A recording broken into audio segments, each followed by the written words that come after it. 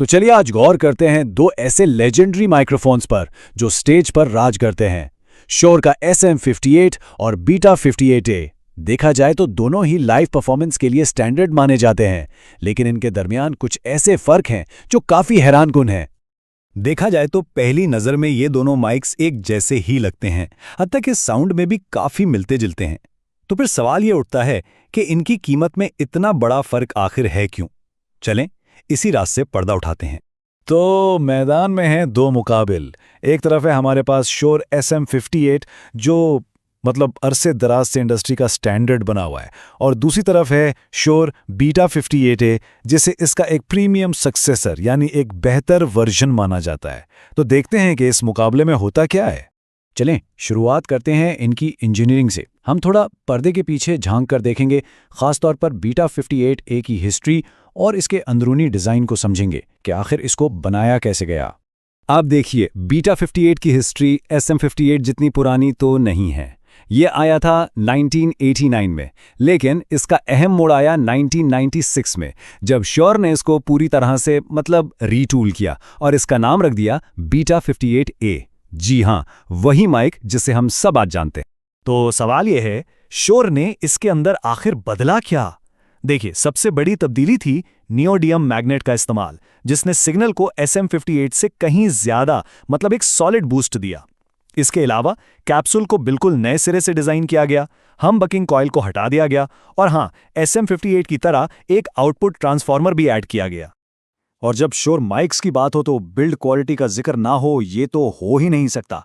ये माइक्स तो टैंक की तरह मजबूत होते हैं। बीटा 58A भी बिल्कुल वैसा ही है, बल्कि इसकी जो ग्रिल है और इसकी जो ओवरऑल फील है ना, वो SM58 से भी ज्यादा प्रीमियम लगती है।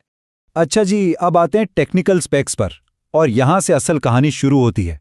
सबसे बड़ा और अहम फर्क है इनके पोलर पैटर्न का। SM58 वो कार्डियोइड पैटर्न इस्तेमाल करता है, जबकि बीटा 58A सुपर कार्डियोइड है।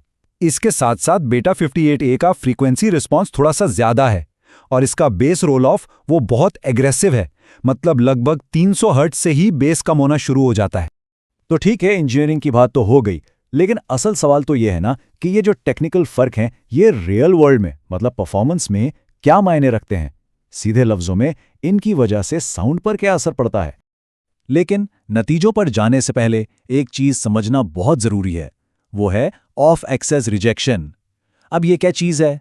ये असल में माइक्रोफोन की वो सलाहियत है कि वो सिर्फ सामने से आने वाली आवाज पर फोकस करे और साइड से या पीछे से आने वाले शोर को रिजेक्ट कर दे। और यहां बीटा 58A का सुपर कार्डियोइड पैटर्न अपना जादू दिखाता है। इसका पिकअप पैटर्न इतना टाइट है कि कैप्सूल के पीछे तकरीबन 135 डिग्री के एंगल पर एक डेड जोन बन जाता है, एक ऐसी जगह जहां से ये माइक लगभग कोई आवाज नहीं उठाता, और यही चीज इसे लाइव स्टेज के लिए लाजवाब बना देती है। इसके बिल्कुल बरक्स SM58 का कार्डियोइड पैटर्न इतना फोकस्ड नहीं है। जिस एंगल पर बीटा 58A बिल्कुल खामोश हो जाता है, SM58 वहां से भी काफी आवाज उठा रहा होता है। इसका क्या हुआ? ये कि स्टेज मॉनिटर्स जैसी चीजों से आने वाला शोर इस माइक को ज्यादा आसानी से परेशान कर सकता है। एक और मैदान जहां बीटा 58A साफ साफ जीत जाता है वो है हैंडलिंग नॉइज।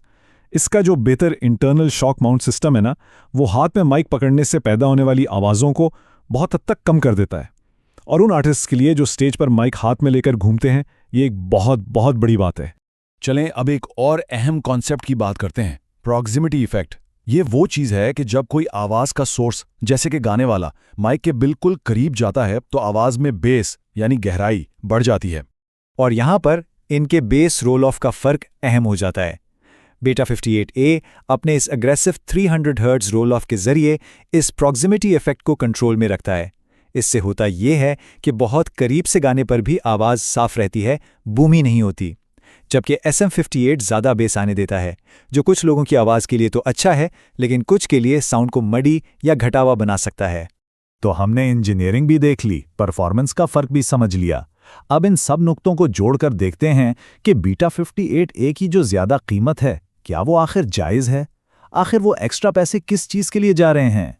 बुनियादी तौर पर कीमत में जो इजाफा है वो 3 अहम अपग्रेड्स की वजह से है। नंबर 1, हैंडलिंग नॉइस में ज़बरदस्त कमी। नंबर 2, टाइट पोलर पैटर्न की बदौलत बेहतरीन फीडबैक रिजेक्शन और फोकस साउंड। और नंबर 3, प्रॉक्सिमिटी इफेक्ट पर बेहतर कंट्रोल। और ये बात पूरी कहानी का निचोड़ है। सोचिए, एक स्टेज प्रोफेशनल जो हाथ में माइक लेकर परफॉर्म कर रहा है और उसके सामने जोर शोर से मॉनिटर्स बज रहे हैं। इसके लिए ये तीनों चीजें सिर्फ सहूलत नहीं बल्कि जरूरत हैं। ये वो मसले हल करती हैं जो एक लाइव शो को या तो कामयाब बना सकती हैं या फिर नाकाम। तो अब हम आते हैं अपने आखिरी हिस्से की तरफ। सारे सबूत सामने, अब वक्त है फैसला करने का कि कौन सा माइक किसके लिए बेहतर है। तो आखिर में वही बुनियादी सवाल, बीटा 58A या फिर SM58। देखिए, इसका जवाब इस बात पर डिपेंड करता है कि इस्तेमाल करने वाला कौन है और इस्तेमाल किस लिए हो रहा है।